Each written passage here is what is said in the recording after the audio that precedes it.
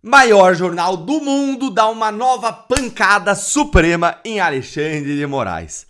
Bom dia, bom dia, bom dia, meu muito bom dia, um bom domingo pra você. E que jeito melhor da gente começar um domingo do que com o The New York Times, o maior jornal do mundo, fazendo mais uma matéria explosiva, dando pedrada atrás de pedrada sobre os abusos do ministro Alexandre de Moraes? Gente, e essas pancadas, elas se tornam ainda mais relevantes, porque agora, na próxima terça-feira, dia 2 de setembro, vai começar o julgamento do Bolsonaro lá no Supremo. Agora a coisa fica realmente séria, com 5 ministros da primeira turma do STF lendo seus votos ao vivo. O que nós todos sabemos vão ser para condenar o Bolsonaro, com exceção talvez ali do Fux, que pode nos trazer alguma surpresa. Vem comigo então, lê o que disse o The New York Times, jogando luz sobre praticamente todos os abusos supremos no julgamento do Bolsonaro. Dá uma olhadinha aí, ó. E isso, gente, começa logo no título da matéria e na linha fina. Mas antes, me conta aí como que foi seu sábado ontem, o que você vai fazer hoje. Ontem eu fui com a minha querida e amada mãe para a grande cidade de Dois Vizinhos. Um abraço querido e carinhoso, Dois Vizinhos. A gente foi pro aniversário do meu primo Flávio, que fez 60 anos de idade, e parabéns mais uma vez a você, Flávio. E sabe o que as pessoas mais me perguntaram lá na festa grande que ele deu? Se tem ou não tem esperança. E quando eu vejo o mundo entendendo os absurdos, como você vê os absurdos que a gente vê aqui, ó, as pessoas revoltadas, e que ano que vem tem eleições, isso tudo aí me dá um quentinho de esperança. Então bora ver aqui junto para renovar um pouco a nossa esperança. Ah, Deltan, mas você não falou o que você vai fazer hoje. Olha, segura aí que eu conto no final. Vamos aqui então direto ao ponto. Olha aí, o dilema democrático do Brasil. Como processar um presidente? Jair Bolsonaro, ex-presidente do Brasil, está a caminho de julgamento. Mas a sua trajetória até lá gerou preocupações de que o judiciário tenha ultrapassado os seus limites. Eu nunca vou me conformar, gente, com o fato de que nenhum grande jornal da imprensa tradicional brasileira consegue fazer algo tão simples assim, com uma análise crítica do STF, como o New York Times faz aqui e faz sempre. Quando nós vemos a imprensa internacional fazendo o que a nossa imprensa deveria fazer, mas não faz, o sentimento que fica é de vergonha.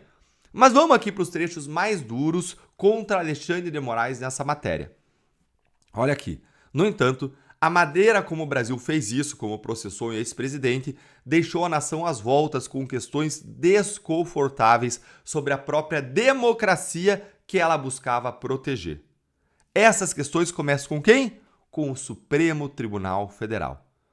O New York Times começa dizendo ou reforçando que estrangeiro nenhum consegue entender como que as vítimas dos crimes são os juízes dos casos. Ao falar que o STF se deu poderes extraordinários para combater Bolsonaro, liderar investigações, mesmo quando a vítima era o próprio tribunal. Isso é o suprassumo da ilegalidade, da parcialidade, da falta de isenção no mundo inteiro, não só aqui no Brasil. Mas aqui no Brasil já se tornou normal o juiz ser a própria vítima. Olha esse trecho aqui para em seguida a gente analisar juntos. Durante o período em que Bolsonaro liderou o país de 2019 a 2022, o presidente e seus apoiadores ameaçaram juízes, questionaram eleições, sugeriram um golpe militar e desencadearam uma onda de falsidades disseminadas na internet. Em resposta, já vamos ver se isso aí é real ou não, tá? Em resposta, o juiz Moraes ordenou batidas policiais, censurou contas online, bloqueou redes sociais e, em alguns casos, prendeu pessoas sem julgamento. Aqui, gente, o The New York Times ele comete um erro grave.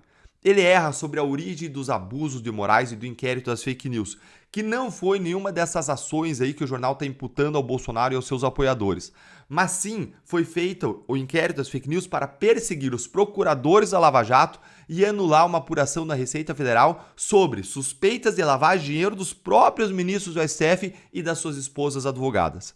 Se você voltar lá atrás, no dia 1 do inquérito, essas eram as notícias que saíram do jornal. Inquérito instaurado contra o pessoal da Lava Jato. Me colocaram como alvo, colocaram outro colega, Joe Cassor, como alvo, colocaram a Receita como alvo e poucos meses depois já estavam dando ordens contra a Receita Federal para parar as investigações contra os ministros.